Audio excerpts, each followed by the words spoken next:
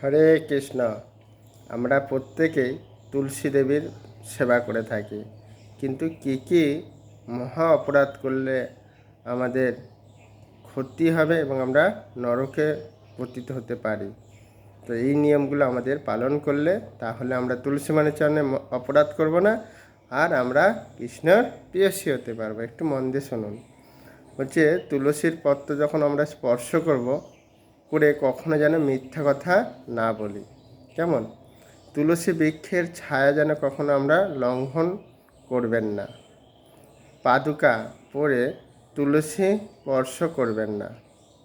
পশ্চিমমুখী হয়ে তুলসী চয়নাদি করবেন না। স্নান না করে তুলসী চয়ন করবেন না। শ্রী হরিকে নিবেদন না করে তুলসী দল গ্রহণ করবেন না। তুলসী মালা আমরা যে গলায় পড়ি না, হরিকে অর্পণ না করে কখনোই ব্যবহার করবে না। বলা হয়েছে তুলসী হচ্ছে একটি বৃক্ষ, এইরূপ মনে করে অবজ্ঞা করবেন না। আবার অনেকে ভাবে তুলসীটা বৃক্ষ, এখানে কি সম্মান করব, এভাবে অবজ্ঞা করবে না। যদি এগুলো আমরা ঠিকভাবে পালন করি তাহলে আমরা মহা অপরাধী থেকে এবং নরকগামী থেকে আমরা তবে উত্তীর্ণ হতে পারব। তা আমরা সবাই গৃহের মধ্যে তুলসী মহারানী রাখি, সুন্দরভাবে সেবা করি, কিন্তু এই পালনীয়গুলো যে নিয়মগুলো যদি না মেনে চলি তাহলে আমরা কী হবে, সবাই মহা অপরাধী হয়ে যাব। তাই আপনারা কাছে বিনীত নিবেদন, আপনারা এই কথাগুলো সবাইকে শেয়ার করুন।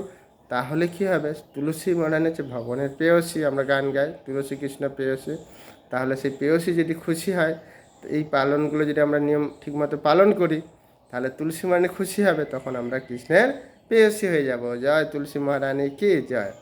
তা আপনারা প্রত্যেকেই এই নিয়মগুলো পালন করুন। মহা অপরাধ থেকে, নরক থেকে আপনারা উদ্ধার পাবেন এবং ভগবানের প্রিয়জন হয়ে যাবেন। জয় তুলসী মহারানী কি জয়।